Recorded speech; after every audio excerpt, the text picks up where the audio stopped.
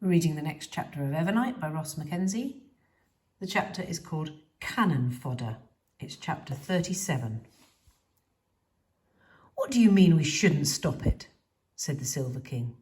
He stood in Mrs. Hester's spell room, towering over her. The look on his face was a mix of rage and disbelief. She sat calmly with her hands clasped on her desk. "I have received a message telling me the Painted have taken the Weeping Isles and are now headed our way, and you want to do nothing?" "Calm down, Your Majesty.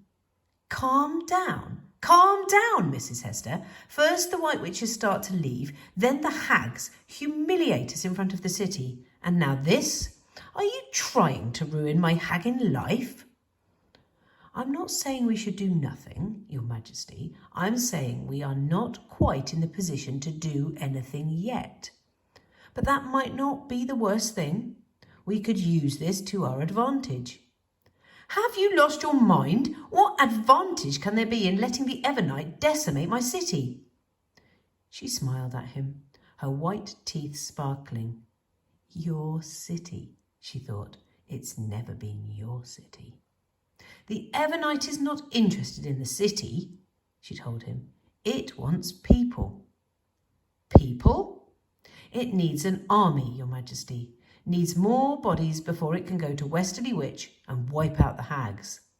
She paused, went to the window and looked towards the slums, which was mostly in complete darkness. "How many people in the slums, do you think?" The king shrugged impatiently. "I don't know, 500,000 at least." "Exactly. And what have they ever done for this city? What are they good for, besides spreading filth and disease and violence?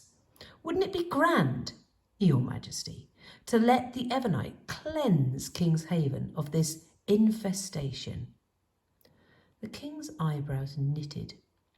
She could see that he was putting the pieces together. "You mean let the Painted take people from the slums?"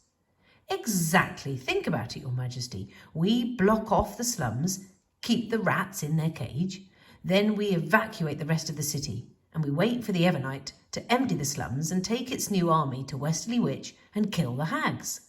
Then, when the time is right, we stop and reverse the EVERNIGHT. When it's all over, we won't have an enemy left in the world." She watched a smile dawn on his rubbery purple lips and spread across his fat, sweat-sheened face. "You can do this?" he asked. "You can control the EVERNIGHT?" "Do you doubt me, Your Majesty?" He raised an eyebrow. "I have the means to stop this thing when we are ready, Your Majesty." He nodded. "Make it happen." Mrs. Hester returned the smile. "Good boy," she thought. "Good boy."